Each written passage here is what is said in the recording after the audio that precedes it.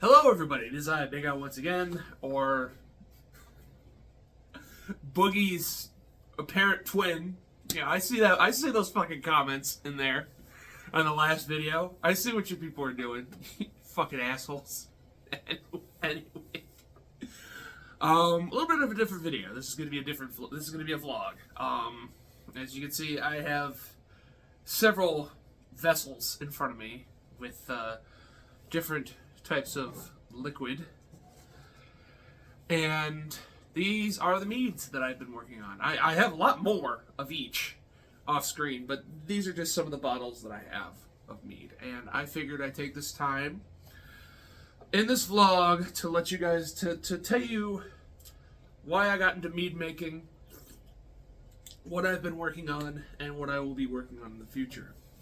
So as you guys know by now, I don't stick with a niche. I don't stick with a shtick. I pretty much do whatever the fuck I want. You know, most people would be like, you know, oh, I'm gonna do reviews, or I'm gonna do rants. You know, I am not most people. I like to do what I find personally entertaining, and if it happens to entertain other people, then so be it. You know, I do what I like because I like doing it, not because I'm looking for any of this. You know what I mean? And it's been that way ever since I started YouTube. And on that note, this is one of my hobbies. One of my hobbies is homebrewing. And another hobby of mine that I really need to get back into is hot sauce making. I used to make a lot of hot sauce, you know, years ago. And I stopped doing that because I just didn't really have the time or the right place to do it. But now that I have a garden again, I'm gonna start making hot sauce again and maybe walk you through the steps. But anyway, why I started doing homebrewing and how you can get into it. I guess technically the very first homebrew I made was after I watched a video by a little known YouTuber by the name of Life of Boris. He made something called Kvass. I'm pretty sure that's how you pronounce it. And that is, simply put, a fermented beverage made from dark bread. You know, whether it be dark rye or pumpernickel, but it has to be dark. And I saw this video and I'm like, that seems interesting. It seems simple enough. I'm going to give it a shot. And it was one of the most tastiest beverages I've ever made.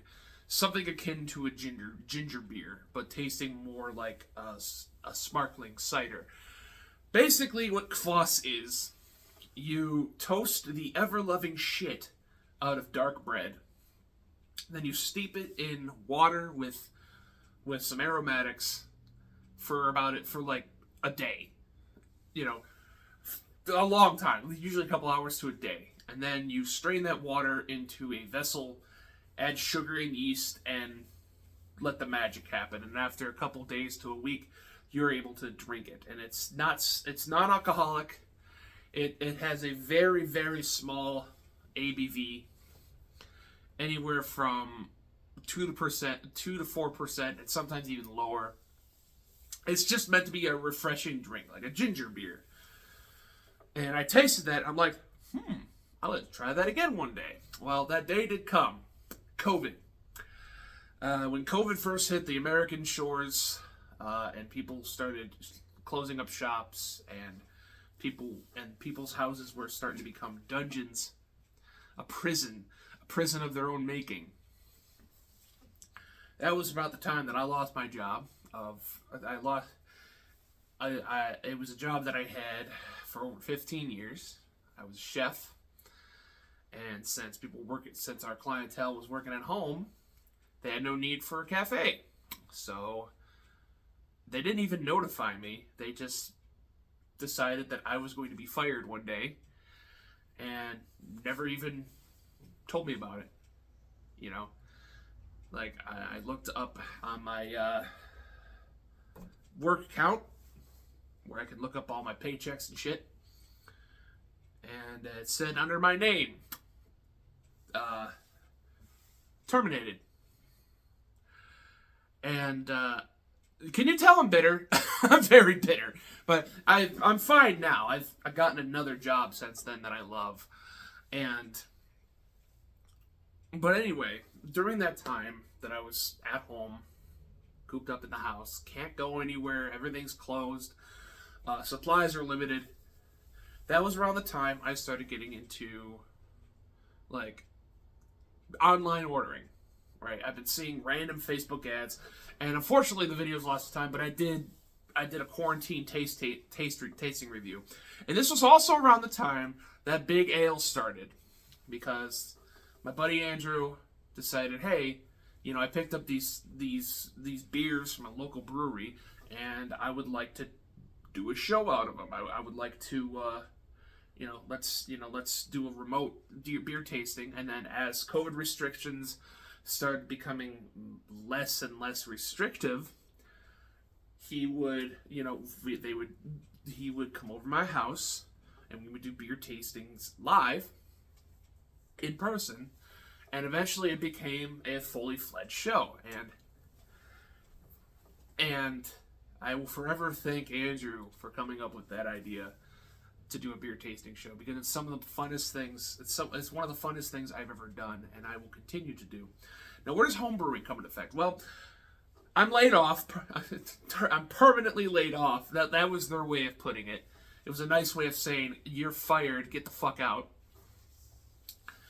I'm bored as hell. I'm living off of Biden bucks. You know, I was going crazy. I needed something to do. I don't like sitting on my ass doing nothing. I'm not Boogie, right? I want to be active. Make up your own conclusions as to how active I was. But I like doing shit. You know, I like getting my hands dirty. I like cooking. I like being active. I like doing all sorts of crazy shit, prop making, you know. And then it hit me. You know, I made that Kvass one time, and my cousin dabbled in homebrewing himself a while ago. Why don't I start doing it? So I look up on websites. I look up, you know, brewing websites, and one name popped out. Mr. Beer. Mr. Beer is a fantastic way to start home brewing. And keep in mind, this isn't sponsored at all. I'm just shooting the shit, giving my own opinion, because I've used Mr. Beer a lot, and every time I've used, the results came back.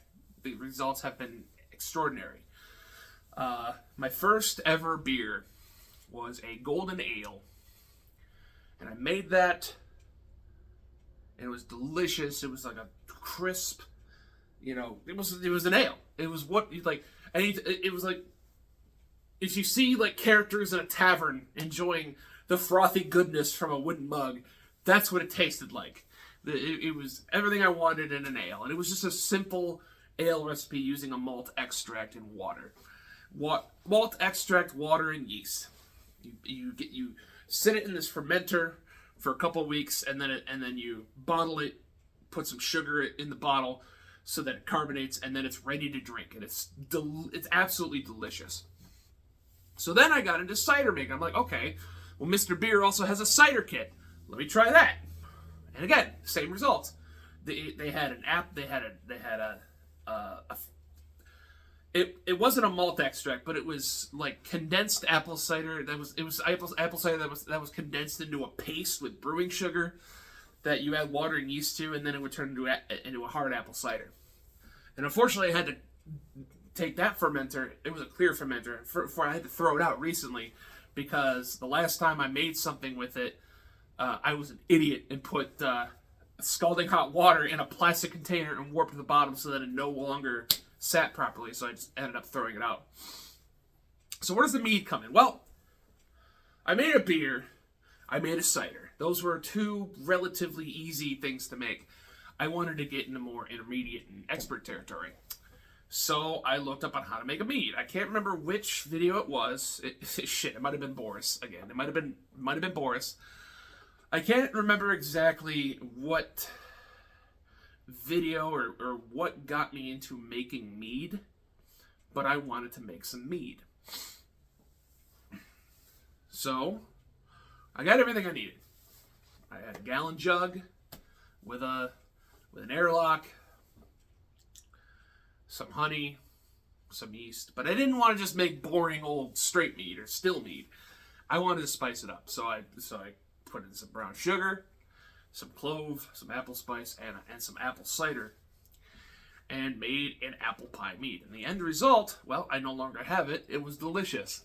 And then my next mead was an apple cherry cider, apple cherry sizer, that I aged in an oak barrel for several months before deciding it was ready to drink. And again, no longer have that. I actually just finished it recently with friends at the Renaissance Festival. And let me tell you, that was a mead that was several years in the making, and it was good to the last fucking drop, let me tell you. Now, what I have before, and basically the rest is history. I've been making mead ever since. You know, I've been experimenting with flavors and making mead ever since. So, what do I have here? Well, I have, this isn't ready. This is my current batch of mead, and I'm loving the color so far. It's very purple. This, my friends, is a blueberry matcha braggot. Now, there are many subtypes of mead. There are many types of mead depending on what you put in it, how it's made. A braggot, is basically honey beer. It is a mead made with grain mash. And in this case, the grain mash is flaked rice. So it is a rice braggot. But I didn't just use flaked rice. I also used matcha imported from Japan. There's actually a funny story with how I wanted to make this. In fact, I want to show you the color there. See, it's very, because of the rice, it's very cloudy. And it still has quite a bit to go. It's still fermenting as we speak. But they say, as you're making mead, taste it every once in a while. Try not to add air to it. You aerate it to begin with, but then you try your hardest not to add air to it as it's fermenting, because it might give you a funkified taste to it.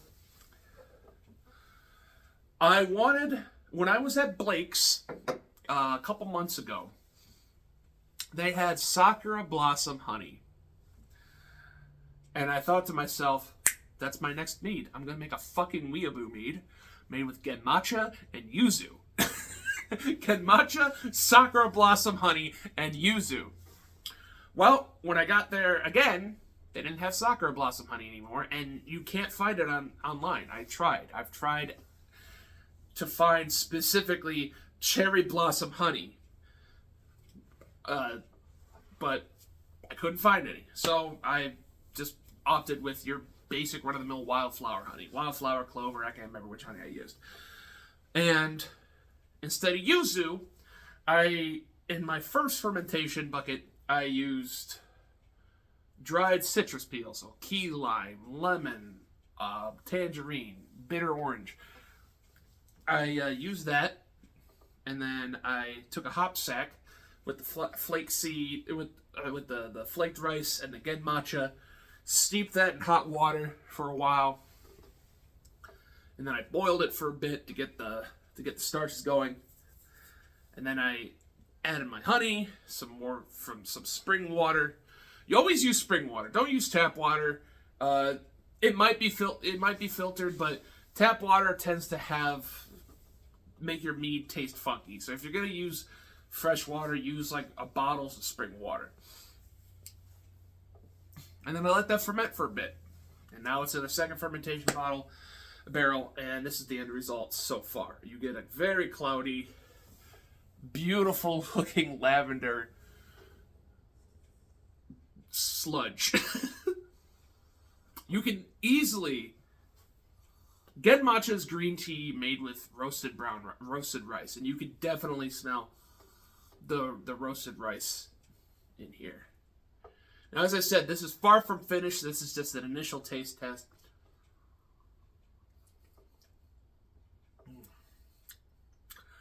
That tastes delicious so far.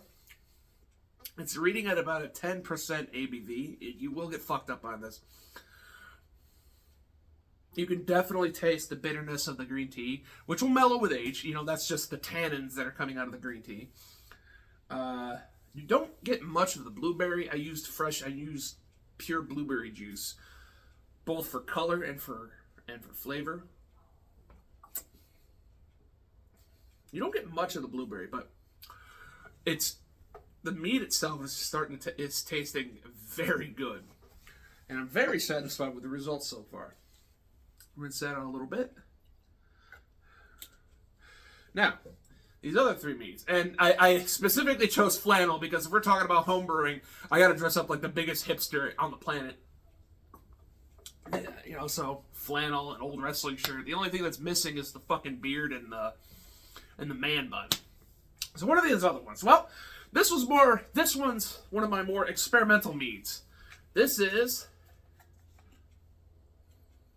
Agave jalapeno. So I don't know what you would call it. There actually is a name for mead that's made with chili peppers. It's capsa something, you know, named after the thing that makes peppers hot, capsaicin. But this was very experimental. You know, it was more or less like me doing alchemy. Like, what if I did this? What would happen? And what happened was magic. So you have... Let's take a look at the color here. It is a very golden color. A very dark golden color. And it looks like an añejo. Or what's the super aged tequila? And there's Blanco, Reposado, Añejo, I think. Yeah, it definitely looks like an Añejo tequila.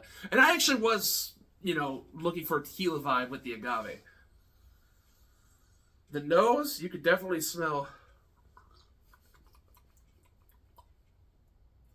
Actually, I think that's the wrong bottle. That's not the meat I was looking for. I have made a mistake. I put it in the wrong bottle. That's what happened. I put it in the wrong bottle. That's okay. Because that mead is actually a different mead altogether. And that mead is actually supposed to be this mead. I'm going to get fucked up by the end of this. Rinse that out. I was like, why doesn't it smell like peppers? And I'm like, oh, because it's not the right mead. There it is. There it is right there, I think.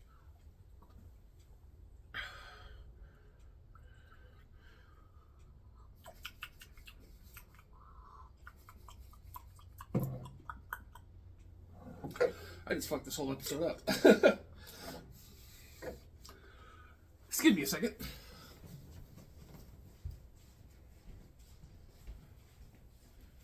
Excuse me just for 1 second. I apologize.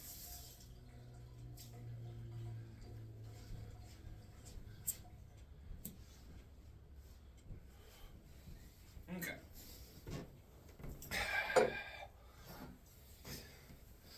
I had this all planned out and everything, and I fucked it up. Let's see here.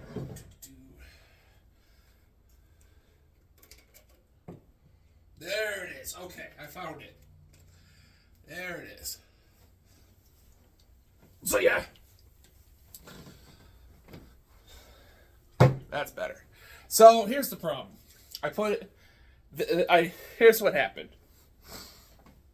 This originally did have agave jalapeno meat in it. But I emptied it, forgot to rub off the label, and write what was actually in it. What's actually in it is what's in this one, but we'll get to that in a few minutes here. So, agave jalapeno mead is what happens when a madman experiments with unconventional ingredients for making mead. Oh yeah, same golden color.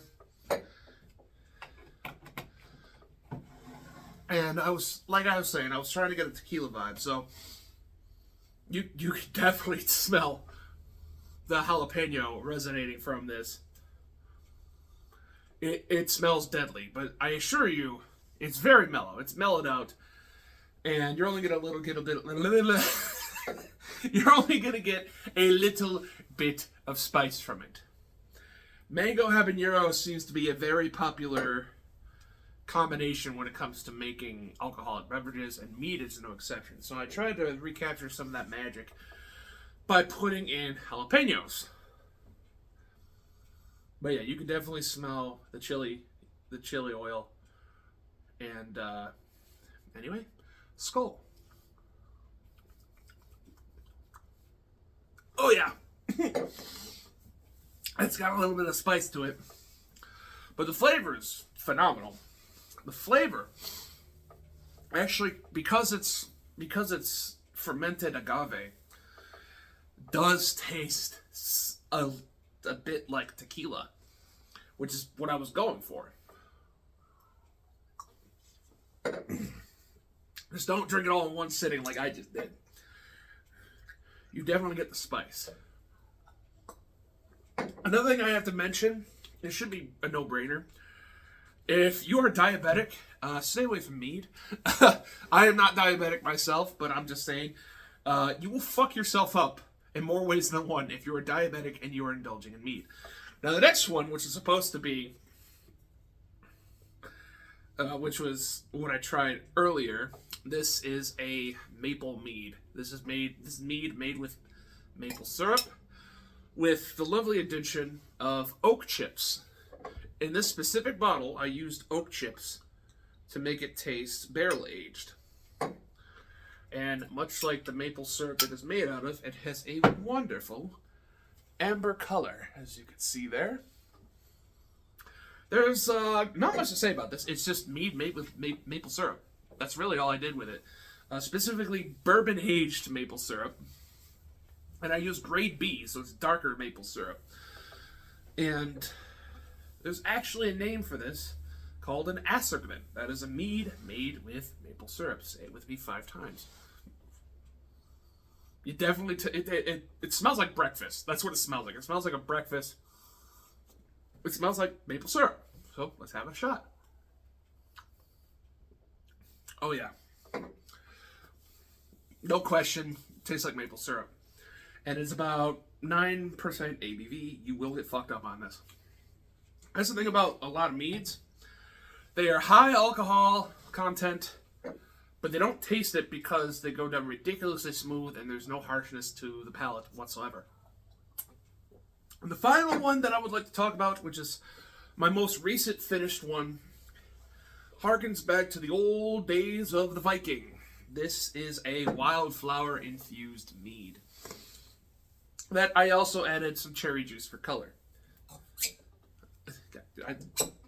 I love that. Listen to that.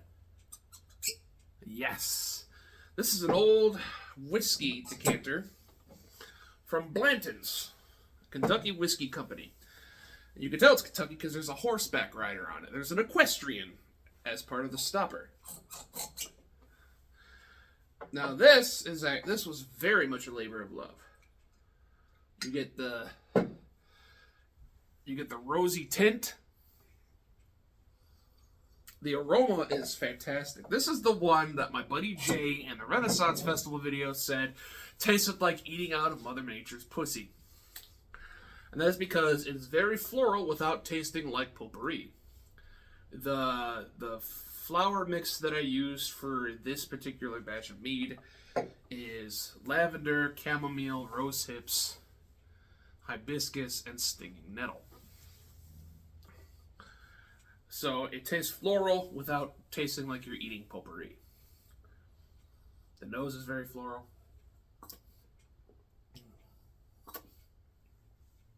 And the palate is floral as well.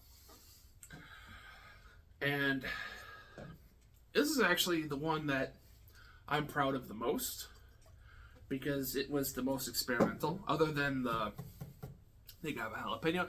I think I could have done better with the agave jalapeno, and the Acerglyn that I made, the maple mead, is good, but I didn't do anything crazy with it. Now this, I did some crazy shit because I was just taking edible wildflowers, at random. I was going to like tea shops and picking out like wildflower blends. Went to Blake's, got some edible rose hips and lavender. Put everything in a hop sack. Just leave the rest to God. And this is so far, other than the apple pie and the cherry apple cider,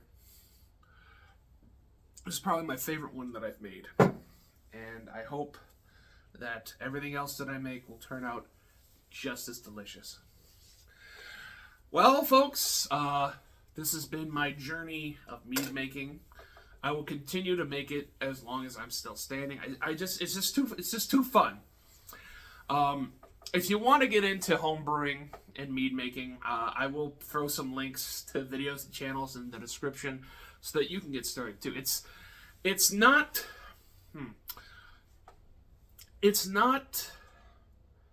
hard per se, but it is easy to fuck up if you skip some steps.